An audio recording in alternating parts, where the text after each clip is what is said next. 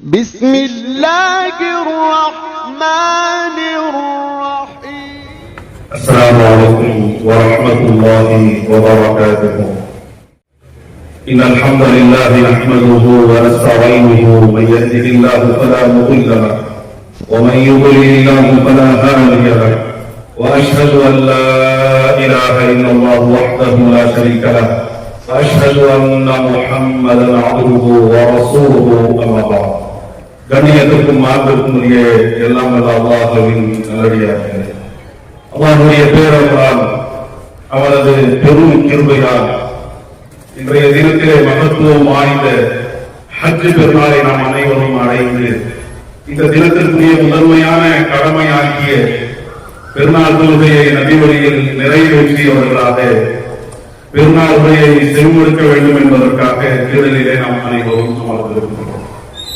இந்த சமயத்திலே பெருநாள் என்பது எதற்காக என்றால், மக்களுடைய எண்ணமோட்டம், மக்களுடைய புரிதல் எப்படியாக இருக்கிறது என்றால், இந்த பெருநாள் என்பது நாம் ஒன்று சுகிக்க வேண்டும், உடுத்தி மகிழ வேண்டும், ஆனந்தமாய் சந்தோஷமாய் நம்முடைய குடும்பத்தோடு நம்முடைய நேரத்தை செலவழிக்க வேண்டும், குடும்பத்தார்களை சந்திக்க வேண்டும், மகிழ்ச்சியை பரிமாறிக்கொள்ள வேண்டும் என்பதாக இருக்கிறது.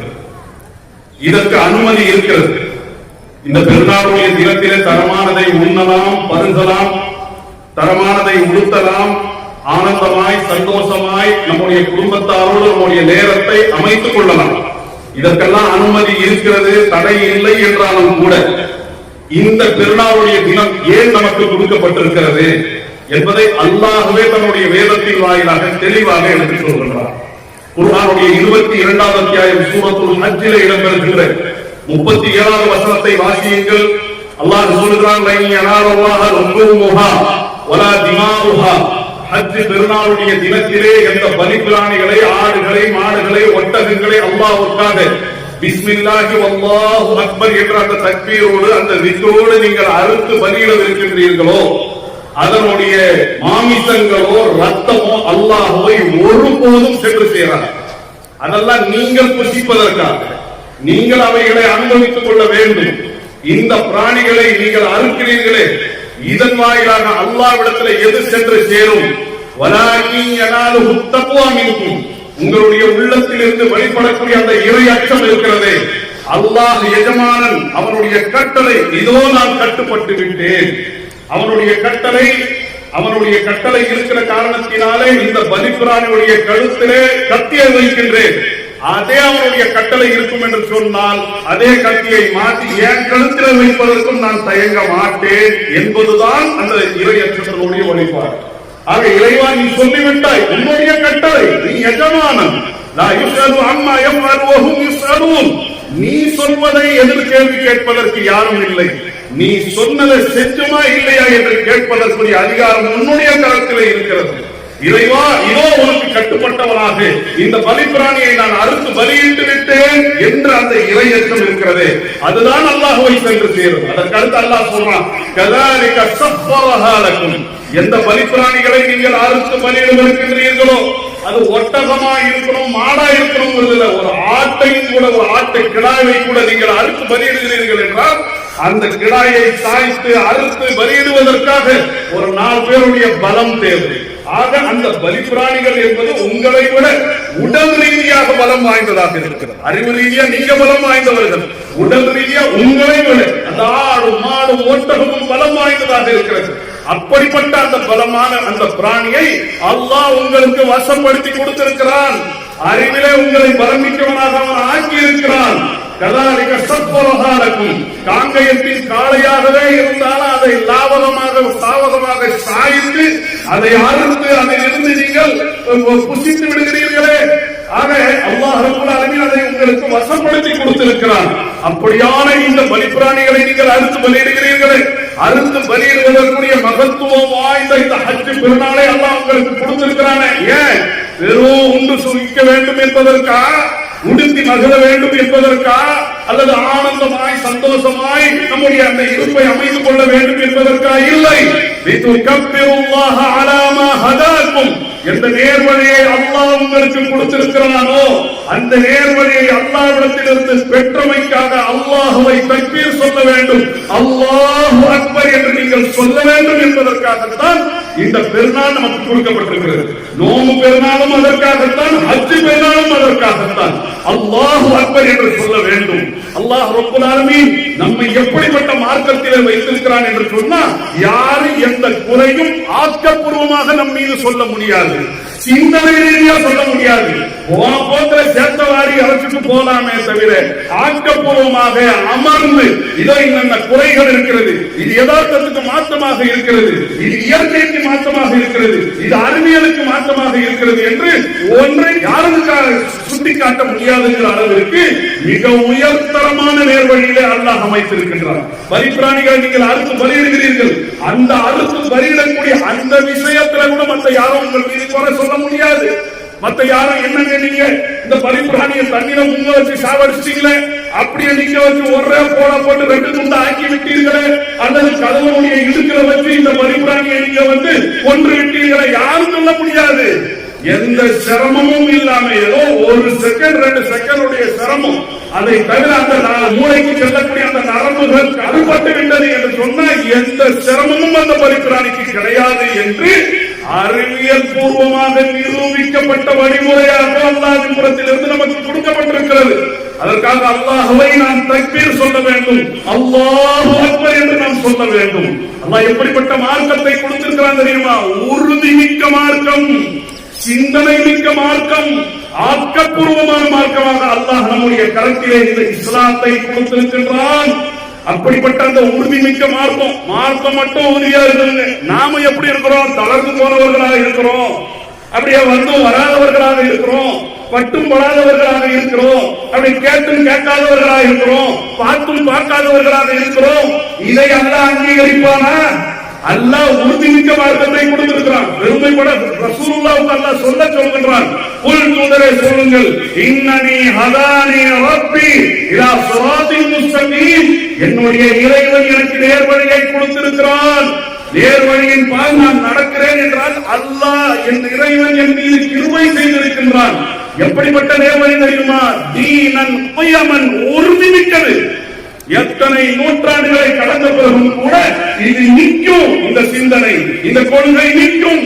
தீனன் உயமன் மில்லத இப்ராஹீம், இப்ராஹீம் என்ற வழிமுறையிலே நடை போட்டார்களோ அந்த வழிமுறைகளை இதற்குள்ளே நாம் கலந்திருக்கிறோம். அவர் இணை கற்பிக்கக்கூடியவராக இருக்கவில்லை. இணை கற்பிப்பு என்ற அசுத்தம் இல்லாத தூய ஏகத்துவத்திலே அமைந்த உறுதிமிக்க கொள்கையை உங்களுடைய கரத்திலே கொடுத்திருக்கிறோம் என்பதை சொல்லுங்கள். அல்லாஹ்வுடைய தூதர் சொன்னார்கள். குர்ஆனுடைய 6ஆம் அத்தியாயத்திலே சூரத்துல் அன்ஆமிலே தெளிவாக வசனம் பதிவு செய்யப்பட்டிருக்கிறது.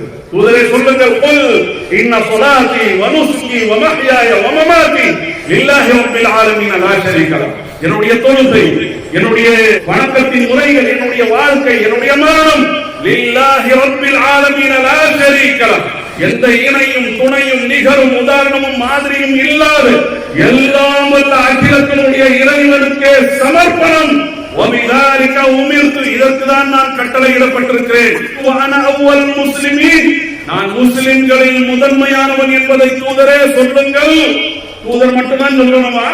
தூதருடைய உம்மத்தை சேர்ந்த நாம சொல்லக்கூடாதா?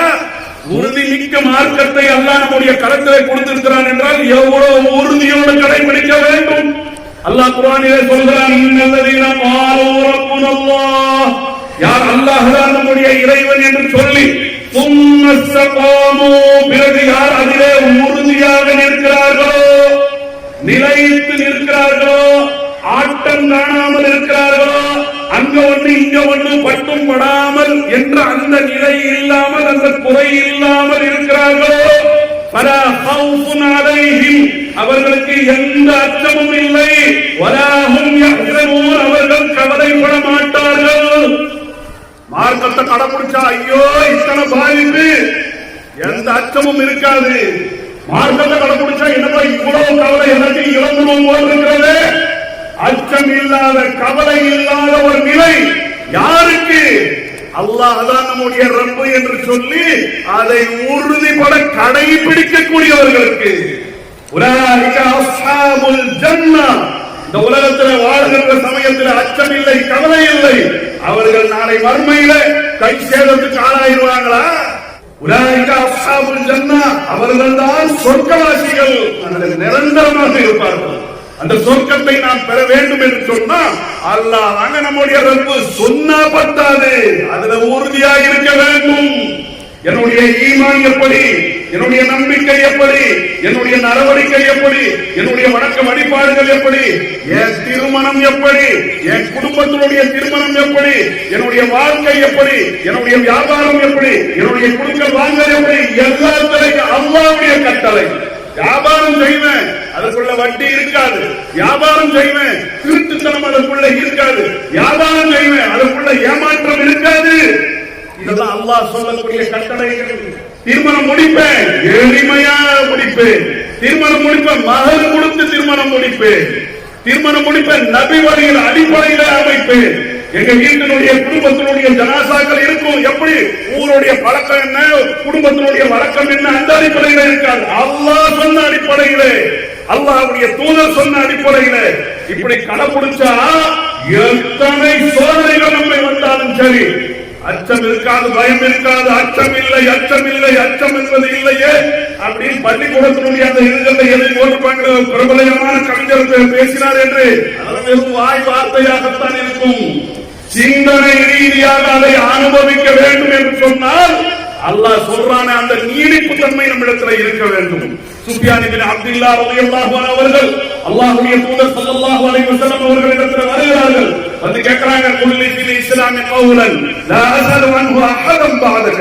தூதரே, இஸ்லாத்திலே உள்ள சிறப்பான ஒரு விஷயத்தை எனக்கு சொல்லித் தாருங்கள்.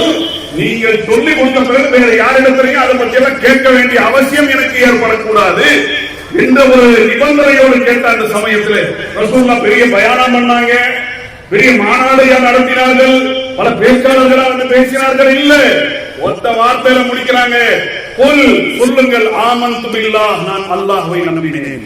ஈமான் கொள்ளுங்க. சும்மா சொல்லி பிறகு அந்த ஈமான் தான் உறுதியா நில்லுங்க. உறுதியா நில்லுங்கன்னா அல்லாஹ்வை நான் ஏற்றுக்கொண்டேன், லா இலாஹ இல்லல்லாஹ், அல்லாஹ்வை தவிர வணக்கத்துக்குரியவன் யாரும் இல்லை என்றால் அங்கே ஷைத்தான் எனக்கு கடவுள் இல்லை, என்னுடைய ஆசாபாசம் எனக்கு கடவுள் இல்லை, என்னுடைய மனோ இச்சை எனக்கு கடவுள் இல்லை, என்னுடைய குடும்பத்தினுடைய வழக்கம் பழக்கம் அது எனக்கு கடவுள் இல்லை, என்னுடைய பெரியார்கள் முன்னோர்கள் மூதாதையர்கள் ஆன்மீக தலைவர்கள் அவர்கள் எனக்கு கடவுள் இல்லை, அவர்கள் எனக்கு கட்டளையிட முடியாது. மார்க்க விஷயத்தில் அல்லாஹ்வுடைய கட்டளைப்படி நான் செயல்படுவேன். இது நம்மிடத்தில் இருக்க வேண்டும். இதுதான் இப்ராஹிம் அலைஹிஸ்ஸலாம் அவர்களிடத்தில் இருந்தது. எல்லாத்தையும் அல்லாஹ்வுடைய அந்த கட்டளைக்காக அர்ப்பணித்தார்கள். குர்ஆன்ல அல்லாஹ் சொல்றான் 14வது அத்தியாயத்தில் பார்க்கலாம், இன்ன இப்ராஹிம் இருந்தார்கள். எப்படி இருந்தாங்க? கான உம்மத்தன், ஒரு சமூகமாக, ஒரு உம்மத்தாக இருந்தார்கள். ஒரு உம்மத்துனா அதுல ஆயிரக்கணக்கில் லட்சக்கணக்கில் மக்கள் இருப்பார்கள். ஆக அப்படியான ஒரு லட்சக்கணக்கான மக்களுக்கு சமமானவர்களாக இப்ராஹிம் அவர்கள் இருந்தார்கள். கான உம்மத்தன் எப்படி இருந்தாங்க? என்ன அம்சம் இருந்தது? இப்ராஹிம் அலைஹிஸ்ஸலாம் அவர்களுக்கு பல தலைங்க, பல கையுங்க, பல காலுங்க, அப்படியே உடல் இருந்த பலமெல்லாம் பார்த்தீங்கன்னு கேட்டா அதெல்லாம் கிடையாது. எல்லாம் நார்மலா நம்மள மாதிரி தான் இருந்தார்கள். உள்ளத்தினுடைய உறுதி இருந்தது. அடுத்து அல்லாஹ் சொல்றான், இன்ன இப்ராஹீம கான உம்மத்தன், இப்ராஹிம் அவர்கள் ஒரு சமூகமாக இருந்தார்கள். எந்த அம்சத்திலே? கானிதன் லில்லாஹ், அல்லாஹ்வுக்கு கட்டுப்பட்டு நிற்பதிலே இருந்தார்கள். ஹனீஃபன், தூய்மையாக இருந்தார்கள். ஹைக்கி நைக்கி சொல்லும்ல அந்த மாதிரி, சரி அல்லாஹ் சொல்லிட்டான் இருந்தா அப்படிங்கிற மாதிரி அப்படியெல்லாம் இல்லை. தூய்மையாக தன்னுடைய நம்பிக்கையை அமைத்தார்கள், தன்னுடைய நடவடிக்கைகளையும் தூய்மையாக அமைத்தார்கள். வலம் யகு மினல் முஷ்ரிகீன், அவர் இணை கற்பிக்கக்கூடியவராக இருக்கவில்லை. ஷாக்கிரன் லிஅன்உமி, நம்முடைய இறைவனுடைய அருட்கொடைகளுக்கு நன்றி செலுத்தக்கூடியவர்களாக இருந்தார்கள். இந்த அம்சம் நம்மிடத்தில் இருக்க வேண்டும். இப்ராஹிம் அலைஹிஸ்ஸலாம் அவர்கள் நமக்கு முன்மாதிரினா அல்லாஹ்வுக்கு முழுமையாக நாம் கட்டுப்படுத்துவோமா? தூய அடிப்படையில நம்முடைய சிந்தனைகள் இருக்கிறதா? இணை கற்பிப்பு இல்லாத கொள்கை நம்மிடத்தில் இருக்கிறதா? அல்லாஹ்வுடைய அருட்கொடைகளுக்கு நன்றி செலுத்தக்கூடியவர்களாக நாம் இருக்கிறோமா? இப்படி எல்லாம் இருந்தா இப்ராஹிம் அலைஹிஸ்ஸலாம் பத்தி அல்லாஹ் சொல்றான், சும்ம ஜிதபாஹு வ ஹதாஹு இலா ஸிராத்தின் முஸ்தகீம். அல்லாஹ் அவரை தேர்வு செய்தான். எப்படி தேர்வு செஞ்சான்? என்னுடைய நண்பன். வத்தஹல்லாஹு இப்ராஹீம கலீலா. அல்லாஹ் இப்ராஹீமை உற்ற நண்பனாக ஆக்கினான். யாருக்கு நண்பன்? முதலமைச்சருக்கு நண்பங்க இவர் பிரதமருடைய நண்பங்க, இவர் கலெக்டருடைய நண்பங்க அப்படின்னு நம்ம சொல்லிக்கிறோம். அந்த மாதிரி இல்ல. யார்? எல்லாம் வல்ல அல்லாஹ். அவ வானங்களுக்கு மட்டுமல்ல, பூமிக்கும் அதிபதி, பூமியில உள்ளவர்களுக்கும் அதிபதி. அப்படிப்பட்ட அந்த அல்லாஹ் அவர்களை தேர்வு செய்தான், நேர்வழியை கொடுத்தான், மிக சீரான அந்த பாதையில அவர்களை அல்லாஹ் வழிநடத்தினான். அவர்களிடத்தில் இருந்த சிறப்பு அம்சம் என்ன? இது போலலஹு ரப்புஹு அஸ்லிம். கட்டுப்படு என்றால் கட்டுப்பட்டார். அந்த மாதிரியான கடினமான கட்டளைகள்லாம் நம்மை நோக்கி வரலைங்க. நம்மை நோக்கி வந்திருப்பதெல்லாம் நீங்க நம்பிக்கை கொள்ளுங்கள், நீங்கள் தொழுங்கள், நீங்கள் நோம்புங்கள், அல்லாஹ்வுக்கு கட்டுப்படுங்கள், தாய் தகப்பனுக்கு நல்ல பணிவிடை செய்யுங்கள், அதே விதமாக வியாபாரத்தை ஹலாலான அடிப்படையில் அமைத்துக் கொள்ளுங்கள், திருமணத்தை எளிமையாக நீங்கள் நடத்துங்கள், அதே விதமாக உங்களுடைய ஜனாசாவை நபி வழி அடிப்படையில் அமைத்துக் கொள்ளுங்கள். சின்ன சின்ன இந்த கட்டளையை நம்மால் கடைபிடிக்க முடிய மாட்டேங்குது. அல்லாஹ்வுடைய பெரிய பெரிய கட்டளைகள் அவர்களை நோக்கி வந்தது. அல்லாத முழுமையான அந்த வயது வரைக்கும் அவர்களுக்கு குழந்தை பாக்கியம் இல்லை. குழந்தை பாக்கியம் இல்லாத அந்த சமயத்தில் அல்லாஹ்விடத்துல மீண்டும் மீண்டும் கேட்கிறாங்க, ரப்பி ஹப்லி மினஸ் சாலிஹீன். சாலிஹான பிள்ளையை கொடு. அல்லாஹ் சாலிஹான பிள்ளையாக இஸ்மாயில் அலைஹிஸ்ஸலாம் அவர்களை கொடுத்தான். கொடுத்ததோடு சோதனையும் கொடுத்தான். உன் மனைவியையும் பச்சிளம் குழந்தையும் போய் பாலைவனத்திலே விட்டு வர வேண்டும். எந்த மக்காவை நோக்கி இன்றைக்கு நம்முடைய உள்ளங்கள் எல்லாம் ஈர்க்கப்படுகிறதோ, மக்காவுக்கு போயிட்டு வந்துடக்கூடாதா? என்ன ஹஜ்ஜுடைய சமயத்துல நம்முடைய நகரத்தில் உள்ள பலருக்கு ஹஜ்ஜுடைய வாய்ப்பு கிடைத்தது, எனக்கு கிடைக்கவில்லையே. ஆவல் இருக்கிறதே, ஆர்வம் இருக்கிறதே. அந்த மக்கா யாரை கொண்டு அல்லாஹ் ஆபாதாக்கினான்? இந்த பச்சிளம் குழந்தையை கொண்டு, அவர்களுடைய தாயாரை கொண்டு. அப்ப அல்லாஹ்வுடைய சோதனை வருகிறது. உங்களுடைய பச்சிளம் குழந்தையையும் மனைவியையும் கொண்டு போய் அந்த பாலைவன பெருவழிகளை விட்டு வாருங்கள். பாலைவன பெருவழியில உடுப்புக்காக வர்றாங்க, அல்லாஹ்வுடைய கட்டளை. அப்ப வரலாறு எப்படி பதிவு செய்யப்பட்டிருக்கிறது? நபி இப்ராஹிம் அலைஹிஸ்ஸலாம் அவர்கள் ஈரானுடைய உர் என்ற பகுதியில் பிறந்தார்கள். அங்கே ஏகத்துவத்தினுடைய பிரச்சாரம் செய்தார்கள். அந்த மக்கள் ஏற்றுக்கொள்ளவில்லை. தீக்குண்டத்திலிருந்து போட்டாங்க. போப்பா உங்களுடைய சங்காத்தம் வேணாம் என்று சொல்லி அந்த மக்களை நிராகரித்து விட்டு அவர்கள் பலஸ்தீனுக்கு சென்றார்கள். பலஸ்தீன் எங்க இருக்கிறது, மக்கா எங்க இருக்கிறது, அங்கிருந்து வர வேண்டும் என்று சொன்னா இந்த மாதிரி நம்முடைய காலகட்டத்தில் இருக்கிற மாதிரி பெரிய ஹெலிகாப்டர் இருந்ததா, பெரிய விமானங்கள் இருந்ததா, அல்லது BMW பென்ஸ் கார் இருந்ததா? இல்லையே. சாதாரண வாகனங்களா அல்லது நடந்து வந்திருப்பார்கள். அங்கிருந்து வர்றாங்க பாலைவனம் பெருவழியிலே. அன்றைக்கு ஆஜரவர்கள் சொல்கிறார்கள், வெறும் ஒரே ஒரு மரம் மட்டும் தான் இருந்தது. அந்த காபா ஆலயத்தை நம்ம பார்க்கிறோமே, அதற்கு பக்கத்துல ஒரு சின்ன மரம் இருந்தது. அந்த மரத்திற்கு அருகாமையில ஒரு பேரிச்சம்பழத்தினுடைய பையை, தண்ணியுடைய ஒரு பையை வைத்து விட்டு அப்படியே நடைய கட்டுறாங்க.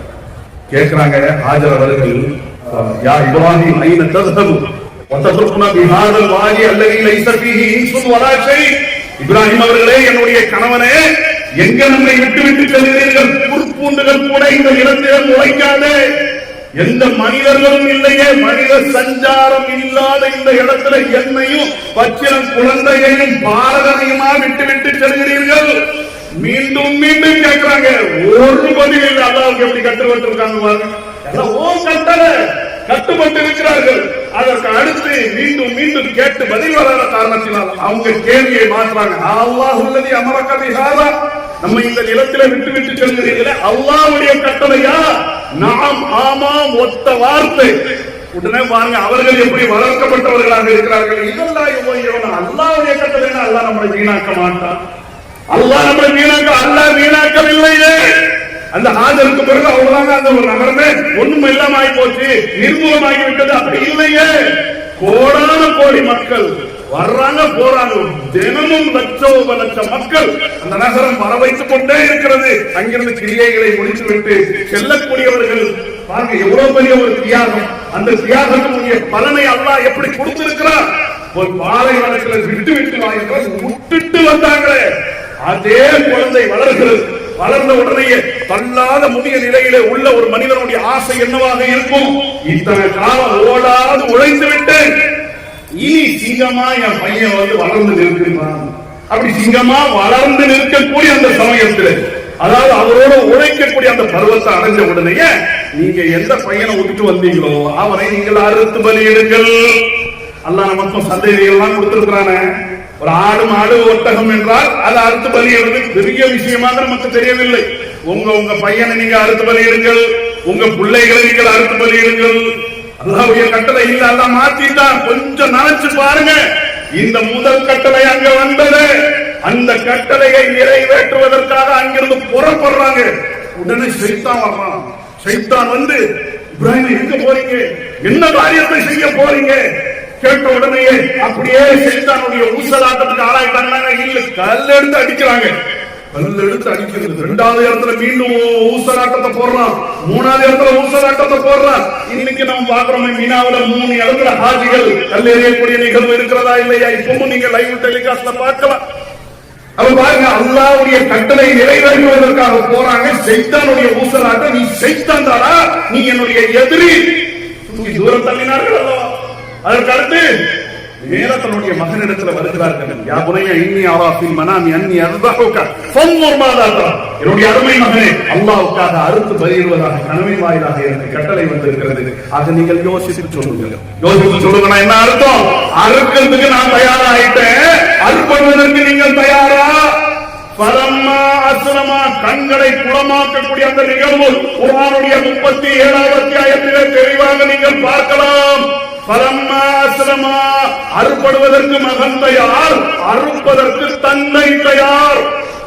பரம்மா அஸ்லமா வதல்லஹு லில் ஜபீன், முகம் குப்புற அவரை கிடத்திய அந்த சமயத்திலே வனதைனாஹு ஐயா இப்ராஹீம், இப்ராஹீமே என்று நாம் அழைத்தோம். அது ஸத்தக்த ருயா, உங்களுடைய அந்த கனவை நீங்கள் மெய்ப்பித்திருக்கிறீர்கள். இன்ன ஹாதா லஹுவல் பலாஉல் முபீன், இது மிக தெளிவான சோதனை. மிக தெளிவான சோதனைகளிலேயே அவர்கள் ஜெயித்தார்கள். சின்ன சின்ன சோதனைகளை நாம ஜெயிக்கிறோமா என்பதுதான் இருக்கு. ஆக நம்முடைய நிலைகளை நாம் மேம்படுத்த வேண்டும். நபி இப்ராஹிம் அலைஹிஸ்ஸலாம் என்ற மிக உறுதிமிக்க ஒரு முன்மாதிரியை அல்லாஹ் நமக்கு கொடுத்திருக்கிறார். உறுதிமிக்க முன்மாதிரியை நம்முடைய கரத்தில் வைத்துக் கொண்டு தடுமாறக்கூடிய அடிப்படையில் நம்முடைய நிலைகள் இருக்கக்கூடாது. அல்லாஹ்வுடைய கட்டளைக்கு முழுமையாக சிரம் பணியக்கூடியவர்களாக இருக்க வேண்டும். அதிலே உறுதியோடு அந்த கொள்கையில இருக்க வேண்டும். கொள்கை உறுதி என்பதுதான் மகத்தான விஷயம். அல்லாஹ் சொல்றான், தூய இந்த மார்க்கத்திற்காக உங்களுடைய முகத்தை நீங்கள் முழுமையாக சமர்ப்பித்து விடுங்கள். முழுமையாக நின்ற அடிப்படையிலே, நிலைத்த அடிப்படையிலே இந்த மார்க்கத்தை நீங்கள் கடைபிடிங்கள். ஃபித்ரத்தல்லாஹ், அல்லாஹ் கொடுத்த இயற்கையான மார்க்கமாக இருக்கிறது. லா தப்தீல லிஹல்கில்லாஹ், அல்லாஹ்வுடைய படைப்பிலே எந்த மாறுதலும் கிடையாது. அல்லாஹ்வுடைய கொள்கையிலே எந்த மாறுதலும் கிடையாது. வலாகின் அக்ஸரன் நாஸி லா யஅலமூன், மனிதர்களில் மிக அதிகமானவர்கள் இதனுடைய அருமை பெருமைகளை சிறப்பை விளங்காதவர்களாக இருக்கிறார்கள், அறியாதவர்களாக இருக்கிறார்கள். ஆக அறிந்து கொள்ளுங்கள். உறுதிமிக்க இந்த மார்க்கத்தை உறுதியாக கடைபிடியுங்கள். அல்லாஹ்விடத்திலிருந்து ஒரு கட்டளை, அல்லாஹ்விடத்திலிருந்து ஒரு நாள் வருவதற்கு முன்னால், அந்த நாள் வரும் என்றால் அந்த நாளை யாரும் தடுக்க முடியாது. தடுக்க முடியாத ஒரு நாள் வருவதற்கு முன்னால் இந்த மார்க்கத்தை உறுதியோடு கடைபிடியுங்கள் என்று அல்லாஹ் சொல்கிறார். ஆக இந்த ஹஜ் பெருநாள் என்ற மகத்துவம் வாய்ந்த இந்த நாளிலே நாம் உறுதி எடுத்துக் கொள்ள வேண்டும். இறைவா நீ கொடுத்திருக்கின்ற மார்க்கம் உறுதி மிக்கது. இந்த மார்க்கத்தை உறுதியோடு நான் கடைபிடிப்பேன். இந்த மார்க்கத்திலே நான் நீடித்து நிலைத்து நிற்பேன். வலா தஹினு வலா தஹ்சனு, தளர்ந்து விடாதீர்கள், கவலை கொள்ளாதீர்கள். வஅன்துமுல் அஅலௌன இன் குன்தும் முஃமினீன், நீங்கள் மூமின்களாக இருப்பீர்கள் என்றால் நீங்கள் தான் வெற்றி அடைவீர்கள், நீங்கள் தான் உயர்வை பெறுவீர்கள். நாம் அனைவரும் வெற்றி அடைய வேண்டும், உயர்வடைய வேண்டும் என்பதற்காக வாழக்கூடியவர்கள். அந்த உயர்வு என்பது இந்த கொள்கையை கடைபிடிப்பதிலே இருக்கிறது. அந்த உயர்வு என்பது, வெற்றி என்பது இந்த கொள்கையிலே நீடிப்பதிலே இருக்கிறது என்பதை கவனத்தில் கொண்டு இந்த பெருநாளுடைய தினத்திலே நாம் அனைவரும் சபதம் ஏற்று நிலையான அடிப்படையிலே அல்லாஹ்வுடைய இந்த மார்க்கத்தை கடைபிடிக்கக்கூடிய நல்ல மக்களாக திகழ வேண்டும். அல்லாஹ் இதற்கு அருள் புரிவானாக. வல்ஹம்துலில்லாஹி ரப்பில் ஆலமீன். அஸ்ஸலாமு அலைக்கும்.